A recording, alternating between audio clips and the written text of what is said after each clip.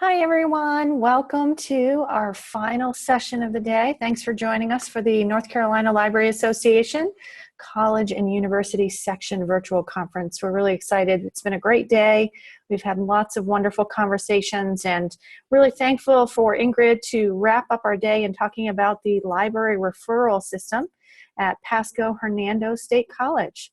So if anyone has any questions, please feel free to post them in the chat box, and I'll keep an eye on that throughout the session. And we'll also have some time at the very end of the session for Ingrid to take any questions. So I'll pass it over to you, Ingrid, to tell us a little bit more about yourself and share your wisdom with us.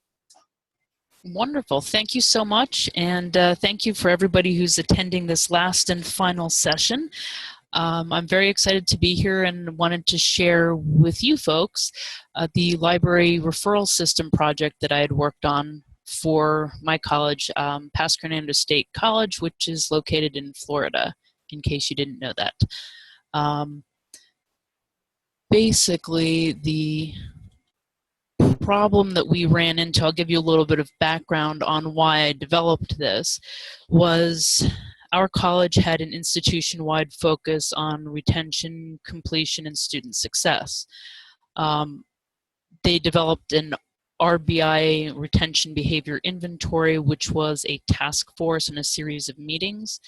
And this was to help develop a plan to address a state-mandated competitive funding issue.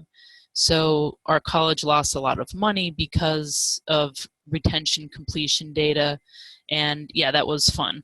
So this task force was developed, and it included a whole bunch of different departments, including our student development and enrollment management department, developmental education and instructional services, student activities, our academic success center, which is where the tutoring happens, the Office of Disability Services, Academic Technology, and Management Information Services.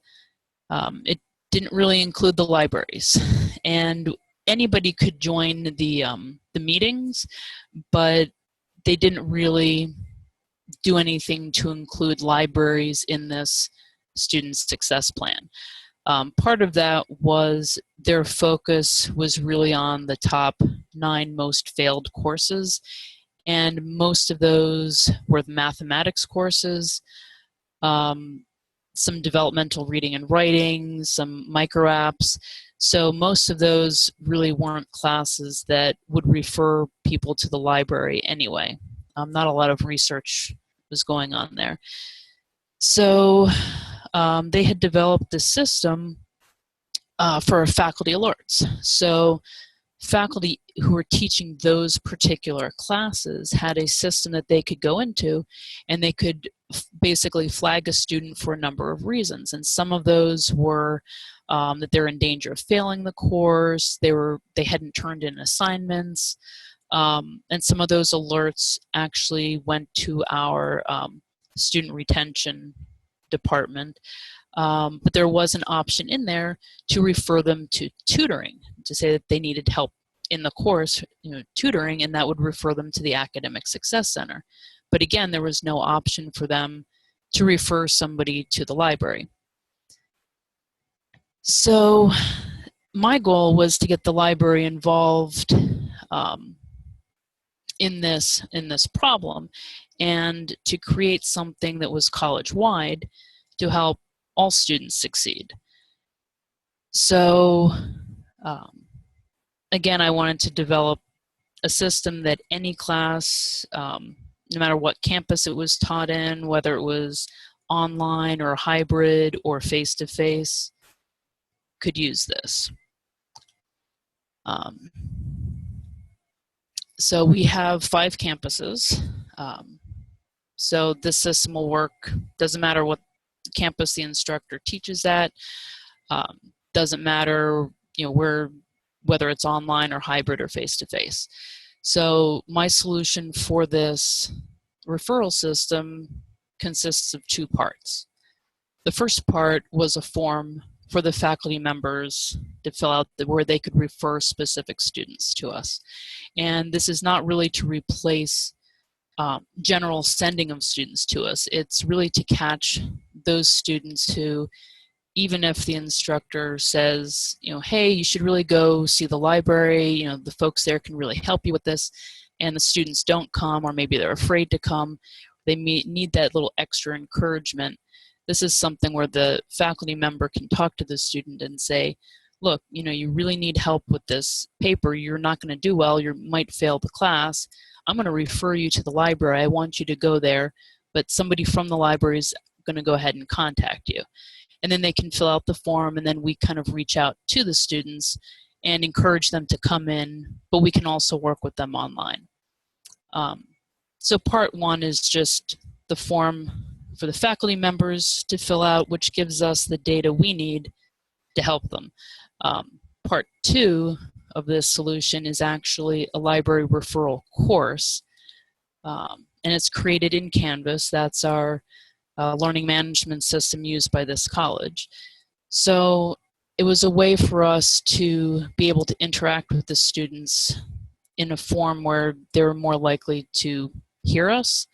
So we can put them into this course, and then we can use the tools within that course. So the library referral system form was created in Google Forms. It was something that was free because we all know that libraries usually don't get lots of money thrown at them to do special projects. It's something that any faculty member can use. It's something that will work on campus, online. I actually ended up embedding the form in a libGuide so that I could have a custom URL. And I worked with a small group of faculty to kind of test out the form, make sure they felt it was easy enough to use, and to get feedback on what kind of information they thought should be in that form, the type of things they would want to refer a student to the library for. And all librarians have access to the form, and they can set up notification to email. So this was also an important factor in this system, was talking with my colleagues on all the campuses and encouraging them to set up a Google account with their work email. So you can set up a Google Drive account with any email, so you're not setting up a Gmail account. And once you do that, I can share the form with them, and they can go in, and there's a setting they can do to get email notifications if the form's submitted.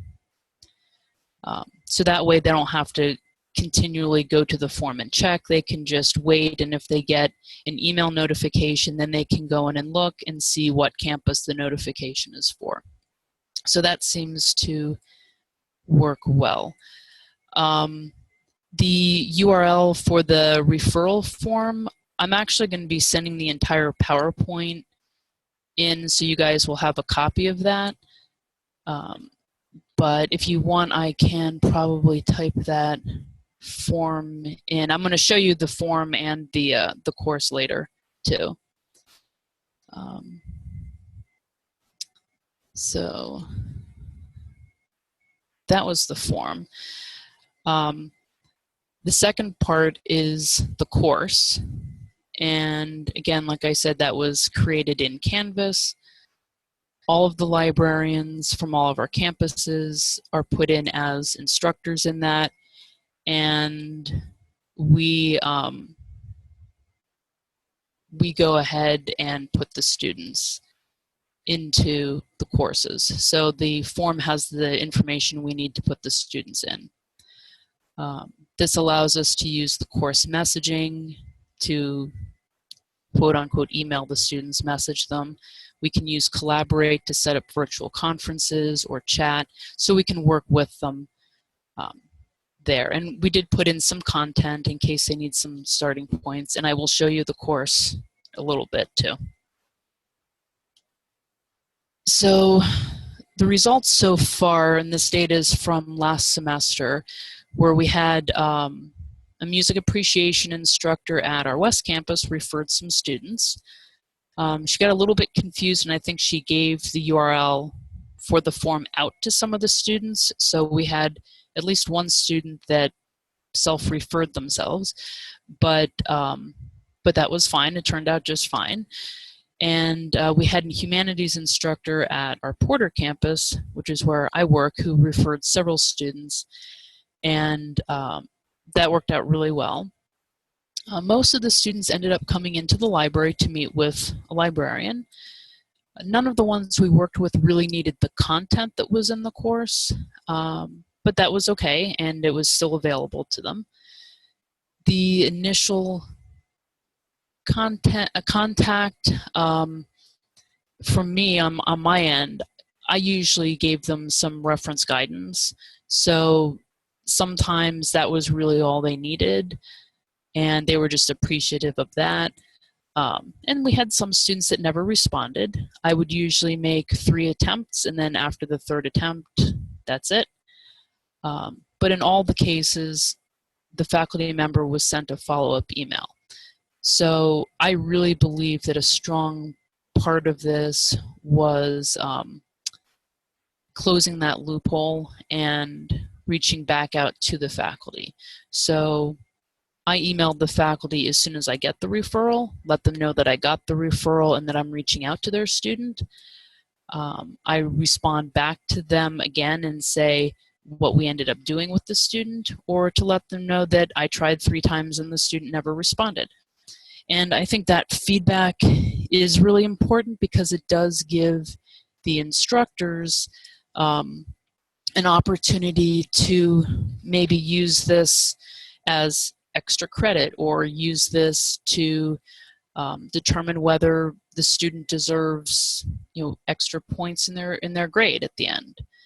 Did they follow through with every attempt to get help, or did they ignore help that was offered to them? So I think the feedback is a very important part of this as well.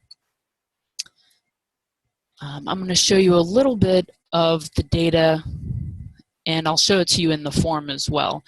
But some of the data that comes through is from the types of courses. We had 2 faculty members who really used this, and they were a music appreciation course and a humanities instructor, so there were a number of different humanities courses. You get campus data, so I set up my form so I have a line for which campus, and there's clear instructions for online, and that is only if the course is completely online, so not a hybrid course. And as you can see, there are really just 2 campuses, and most of the response was from Porter campus. Part of the referral form also asks for reasons for referral, and 90% of them were needing help finding scholarly sources, and 80% needs general research help. So those were the big top reasons. So that is one of the nice things about using the Google Forms, is you do get some nice little graphs, which is always good for explaining what you're doing and how things are going. But you also get the data sent to a spreadsheet, so you can customize your data and make your own charts and graphs. In the spreadsheet, you can also add things to that. So I've added a section for librarian notes, and I will show that to you. And the spreadsheet is actually the easiest view for the librarians to see who needs to respond. So we have a line in there that asks for which campus. So we all would get the notification that a form has been submitted, and then we just go in and look at the spreadsheet, and whichever campus the submission was for, that's the librarian who's going to respond to the referral. Okay, so this is a section of the spreadsheet, and yeah, you can see like the top line here, part of it, the reason for referral, they needed help finding scholarly resources, and I also have a free form box for additional information where an instructor could share what the assignment was or what the issue was. So apparently the student had selected ancient Greece for a research reflection topic and apparently couldn't find sources using keywords. So yeah, there were a lot of resources for ancient Greece, and we were able to help the student. And then you can see the librarian notes section. I personally put in a lot of notes, the date that I put the student into the course, whether I emailed them, that I emailed the instructor, the results, so if they came in and if I worked with them, what we actually did, and also if they never responded. So that just gives me information. I can always check back there and see how things are going.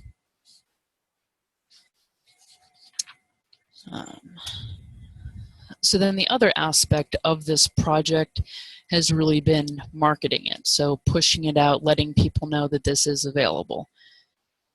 I have worked with our academic technology department to put announcements out for the faculty in Canvas. This is something that at our college we have to request this, but there's a way that they can send out announcements that would go out to all faculty. So twice a semester I put in a request, once a little bit into the semester and once maybe a few weeks out from the end of the semester when I think a lot of papers or assignments might be assigned, might be coming due. I've also presented the information at different faculty continuing education events such as our EduTech. And we try to reach out to the faculty at the beginning of terms. For our institution, that's a bit harder. A lot of that is cut and we only get a brief 2 minutes to stand up and say things. So unfortunately, that's a little bit harder for us to actually get that contact with faculty. So that's something that's an ongoing issue, but I have discovered it is something we just need to keep pushing out at every opportunity. So some of my takeaways, and then I'm going to go ahead and show you the forms, the LibGuide, and the course. Again, some of my personal takeaways was continually needing to remind faculty or let faculty know that this service is available. The faculty who have used it seem to be very happy with it. My theory is even if students don't respond, at least they know the library is friendly and is trying to reach out and help them.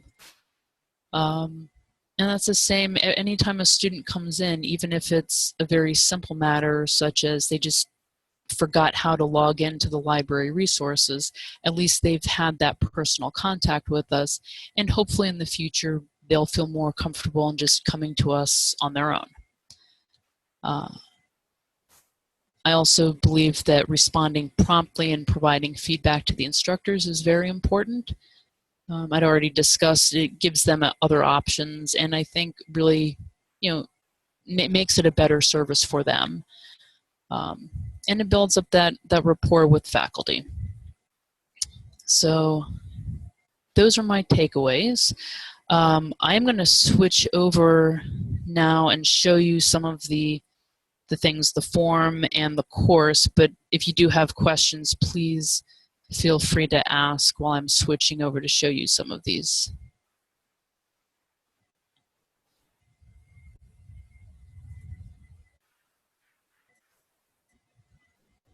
Okay. This right here is the form in our LibGuide. So I specifically did this in the LibGuide so that I could have that URL, libguides.phsc.edu/library referral form. And it also gave me the opportunity to put in a little box on how the faculty should use the referral form. So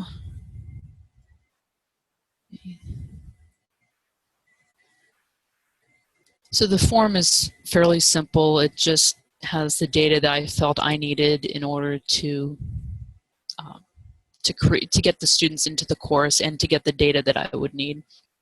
So the instructor's name, name of the course, campus, a student's name, and then in order for me to put them into a course in Canvas, I need their Canvas login, their MyPHSC login ID, which is also sometimes called their secondary ID.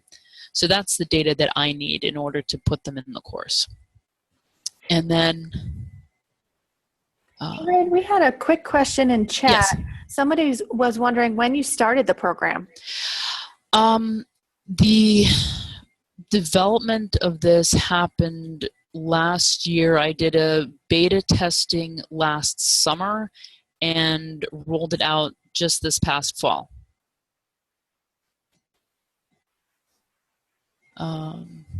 So it's still in the beginning baby stages, toddler stages maybe. Great, thanks for that. So, yeah. Okay, reasons for referral. I think you can read this better than in the screenshot that I had set. So these are the ones that when I talked with faculty, they agreed that these are probably the most likely reasons they would refer a student to us. And then of course there's the other reason. So they can always fill in something there. And then the what else should we know, which is just a place for the instructors to put in anything else that they think would be helpful to us, such as the type of assignment, what exactly the issue was, things like that. So that's the form. On our end, this is the form, this is the spreadsheet. So the campus where the course is taught is, of course, that's the easiest place for us to just quickly go in and see, okay, who needs to help this student. The what else should we know? Some people put it in, some people don't. And the library notes was a column that I added, so that's not part of the form that gets automatically filled in. This was a section I added for us to just keep tabs on what we were doing. So, you know, there are some students that we reached out to and they never really responded. And then there were ones that really just wanted the information that I sent in my initial email to them. They were fine with that. Others came in and we worked more extensively with them. But in general, every student who came in, I think it was a very positive interaction, even if it was just a quick fix. I think it really made them feel a little bit more comfortable. And this is the form in the actual Google Forms view.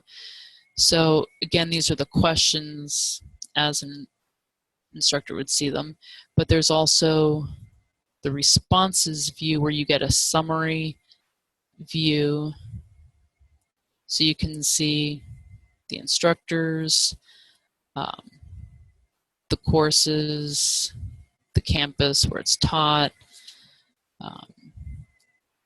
and basically all the other answers to the questions. This view gets confusing because it's hard to match up sections of the responses with the correct students.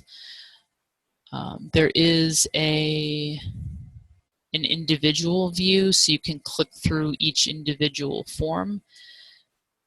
And this little tab is to view the responses in the sheets, which I already showed you. And this right here is the magic button for the librarians to check if they want to get email notifications. So every person has to go in and check that line. Ingrid, we have another question in chat. Mm-hmm. It's being asked, do you have a formal program which allows students to request a meeting with the librarian? We don't have a form that they would fill out. We just tell any students, please come and see us, set up an appointment, walk in. But that is something that maybe we should think about doing is having another form where we can put out someplace and let students refer themselves. So that could be kind of cool. But at this point, no, we don't have a booking or a form where they would go and fill out. It's drop in or call or email and arrange a meeting if they want to set up a specific meeting time and date. Most of the students we deal with, when we offer to set up a set time to meet, they don't really take us up on that. They just want to stop in whenever it's convenient for them. So half of them don't know when they're going to get to that point where they need help again. I was just helping a student the other day who knew that she was going to need some more help with citations, but she wasn't sure when she was going to get to that point, so she was just going to stop in when she got to that point, and that's perfectly fine. So that works.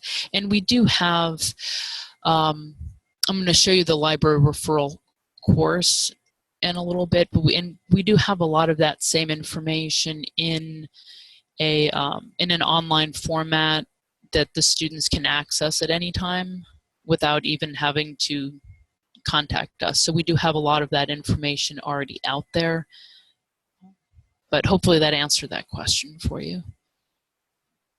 Thanks, Ingrid. We have another question in chat if you'd like to take another one. Yes. Do you send any campus email in each and every campus to market your program? We have an announcement that goes out in Canvas that goes out to every single faculty member college-wide. So they will get those announcements in the course management system, which in our experience tends to be what more of them will see versus something sent to their college email. We have a lot of adjuncts who teach, and I think they tend to be in their courses a lot more than they might check their official college email, because they might teach for 2 or 3 different colleges. So the announcements that go out to everybody are done through the course management system, and then each campus can market it however they see fit to the faculty there. So a lot of that is, we've put flyers in their boxes. We will try and talk to them at the beginning of terms when we have big welcome back faculty meetings. But again, that changes from campus to campus how much contact time we're actually given with the faculty. So that does tend to vary. Hopefully that answered that question. Were there any other questions on the forms before I go on and show the course briefly? We just got one other question related to the last one. How did the students know about this program? From the faculty members? Yes. This is really, like I said, this is really designed to catch those students who are struggling but are reluctant to stop in and visit us. So even if the instructor has already made announcements to their students that if they need help, go see the library folks, maybe they're still not coming in. So this is designed where the idea is the faculty member would sit down and talk to the student, because there's obviously going to be a reason why they're referring them. So they would talk to the student and say, hey, you had to turn in a topic and your preliminary research, maybe some research sources on this topic, and these really aren't acceptable. I don't want you going out and using Wikipedia and Google to do your research. You really need to start using the library databases. I'm going to go ahead and refer you to the library. They're going to go ahead and reach out to you, and within my PHSC, so look out for that, and they'll set up a meeting with you. So that's kind of the scenario that we're trying to work with, is that the students aren't going to be caught off guard, that the faculty member is going to talk to them and let them know that they are being referred to the library for help. And then that's when we put them in the course and reach out to them. And the students do have to accept the course in order to get into the course, but they can read any messages that we send even if they haven't accepted the course yet. So far that seems to be working. And I will show you the course. So this is the course we developed, and this is the instructor view of it. So, so all these grayed out tabs the students wouldn't see. They would have access to the modules view, which I'll show you. We can use discussions, conferences, chats, and the electronic library resources is our single sign-on system for the students to log into the library. So the home page just tries to explain to the students why they might have this course in their list of courses. And in the modules, we've set up this unpublished section at the top, which the students won't see at all. It's basically for the librarians. And we have this right here is standard email text. So it's a little bit of a, copy and paste this in to the course messaging when you are messaging the students, and then add in your own personal information or anything else that you want to add to this. But it's just a basic template that can make things a little bit easier for librarians who are working with the students.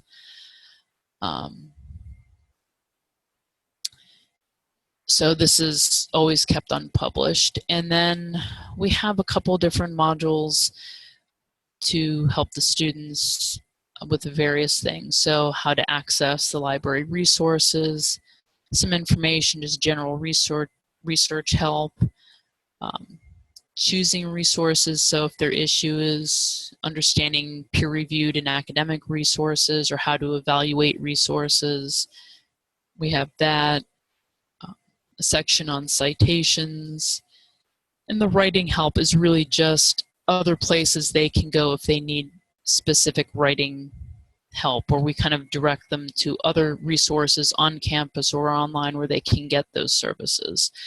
So the students have access to all of this just by being in the course. So a lot of this is going to be talking about how to log in,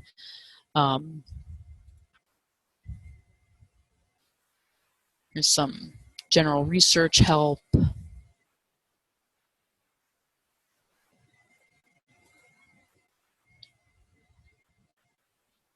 peer-reviewed information. So this was stuff that we put in there kind of as filler, but something to give the students some place to start with, so that if we need to work with them on any of these topics, we have data that's in there. So far, in my experience, I really haven't felt that students really needed to go through those modules, but the information was there for them. Really, this is just designed to give us that access to the student where we can reach out to them and, wave our hands back and forth and say, hey, we're here, we want to help you. I understand you're trying to research ancient Greece and you can't find any sources, so why don't you try these search terms and why don't you try putting them in this database? You should find some of these articles. Why don't you come in and we can walk you through this? That's the type of thing we're really trying to do, is really trying to get them into the library physically, but we did want to provide other content there that might help them, especially if we do end up working with an online distance learning student who isn't able to come in. So that's basically the system, and I will take any other questions you guys want to throw at me. Thanks, Ingrid. I think it was really great to see how you're trying to intervene early to make a difference with students. So it's wonderful to see the collaboration that you're working with faculty. So please, if anyone else has questions, enter them into the chat. And I will also, while we're waiting for questions, I'll give you the link for the evaluation of the virtual conference as well as individual sessions that you may have attended today. But please enter any other questions you might have.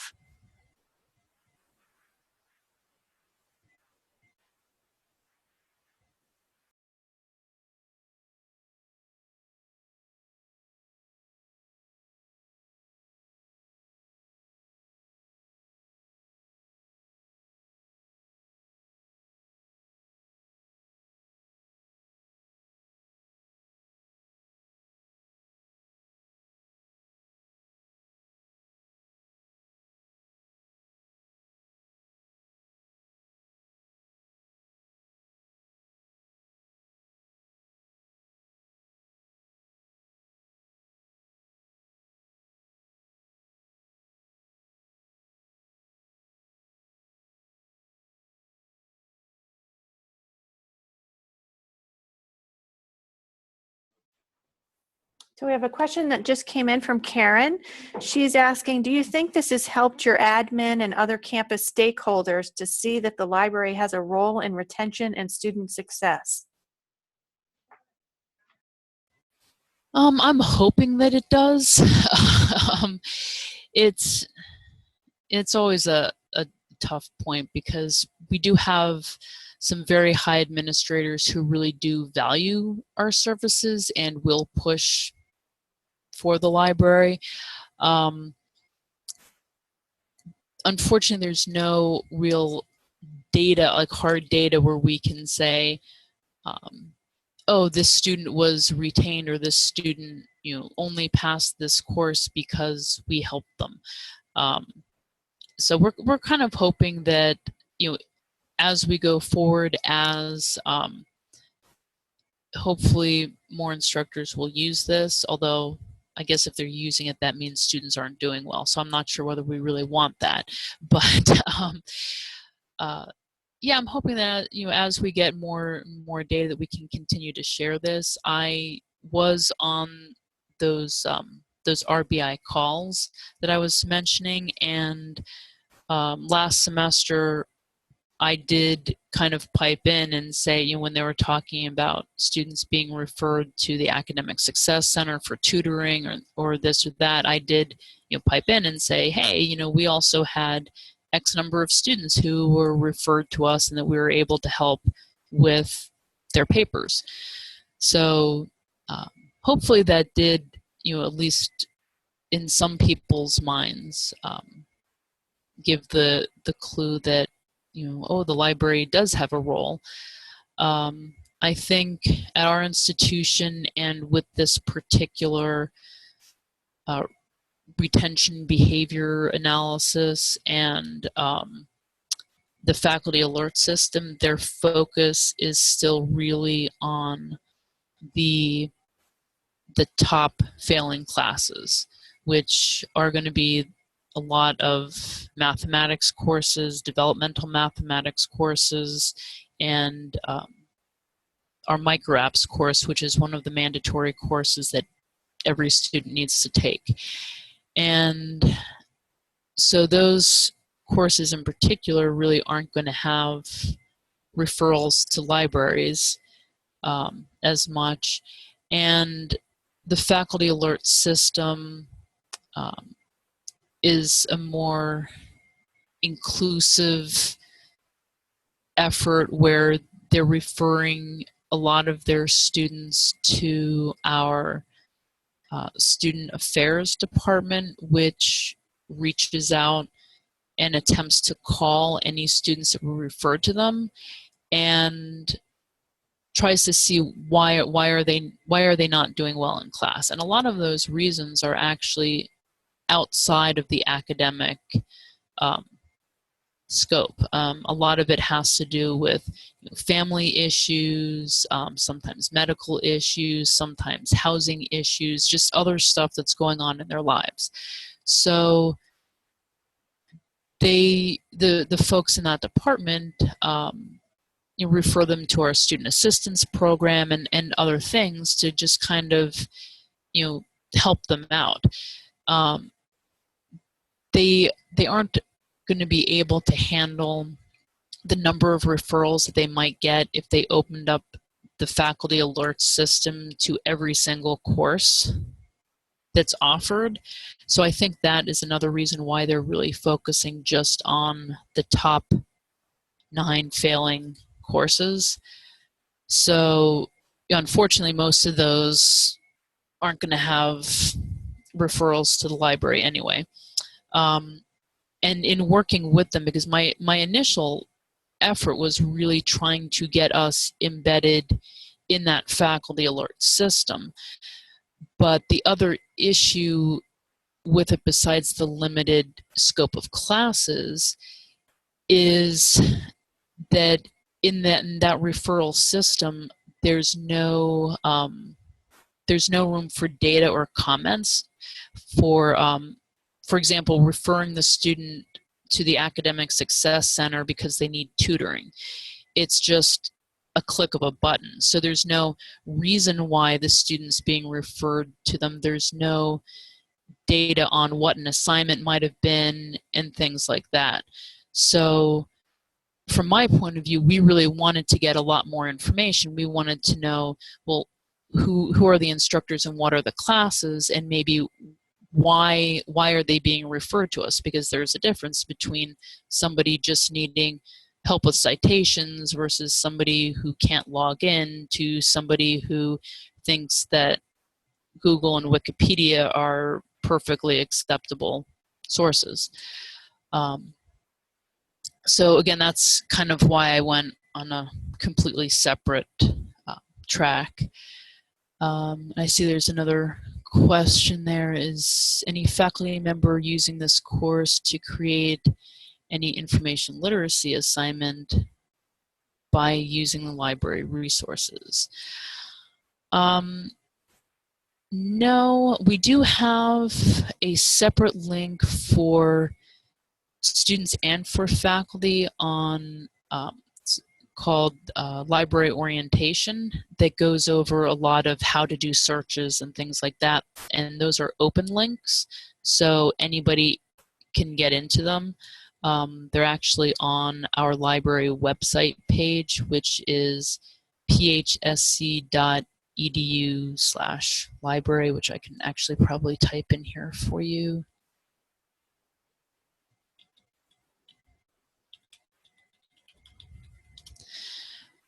So there's some links there for both faculty, staff, and for student library orientation, and those are open courses. So a faculty member could use that for an information literacy assignment. But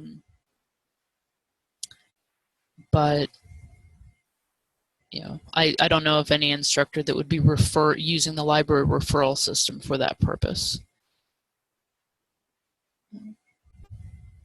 So well, the other, Ingrid, thank you so much. This was really, really informative. We really appreciate it, and I hope everybody was able to connect the links that we sent out so they can look at your information a little further.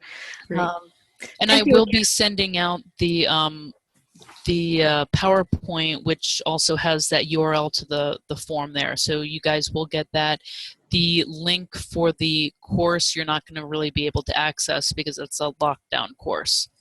But yeah, great. We'll make sure that we post the slides will be posted with the recording of this on the NCLA website. Great. Wonderful. Hope everybody has a wonderful weekend. Thanks so much for joining us and sharing in all the discussions today. Thanks. Yes, thank you, everybody.